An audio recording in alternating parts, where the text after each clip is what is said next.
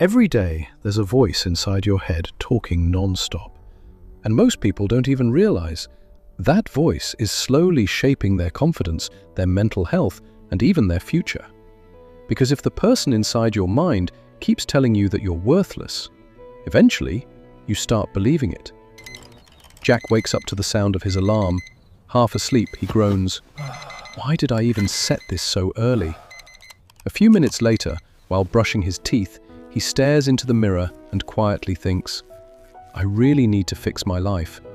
He grabs his bag, rushes toward the door, then suddenly freezes.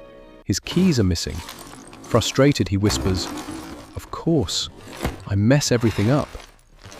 Most people think moments like this are meaningless, but they're not. Because this is called self-talk, the constant inner conversation happening inside your brain every single day. And according to psychology research, almost everyone does it. Some people call it the voice in your head. Psychologists call it inner speech. It's the silent narration that comments on your life, your mistakes, your fears, and your dreams. Sometimes it helps you. You can do this. Stay calm. Keep moving. But sometimes it becomes the most toxic voice you hear all day. You're not smart enough. You always fail. No one really cares about you. And the dangerous part? The brain starts believing the words it hears repeatedly. Psychologist Lev Vygotsky believed self-talk actually begins in childhood. Kids often speak out loud while playing because it helps them manage emotions and understand the world around them. As they grow older, those conversations move inward, becoming the inner voice adults hear every day. And surprisingly, this voice has real psychological power.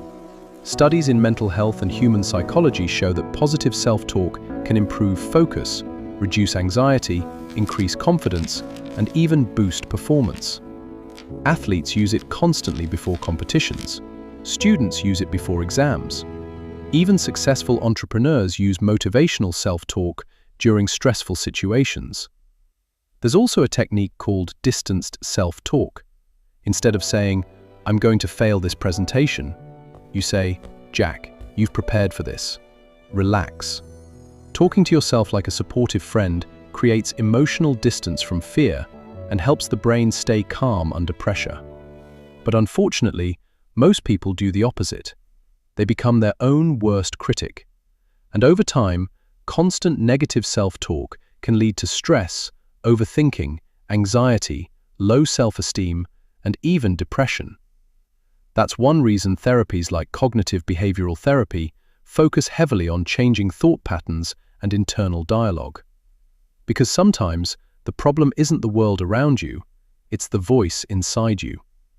And honestly, some of the kindest people you meet are secretly fighting brutal battles inside their own minds. They smile in public, while privately destroying themselves with their thoughts. That's why learning to speak kindly to yourself is so important.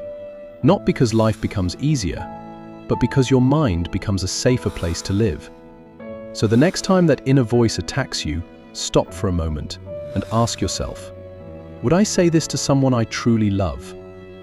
If the answer is no, then maybe it's time to change the way you speak to yourself. Because the voice inside your head will stay with you for the rest of your life. Make sure it helps you heal, instead of helping you break. If this video connected with you, subscribe for more content about psychology, mental health, self-improvement, and human behavior. And remember, your mind is listening to everything you say to yourself. Choose your words carefully.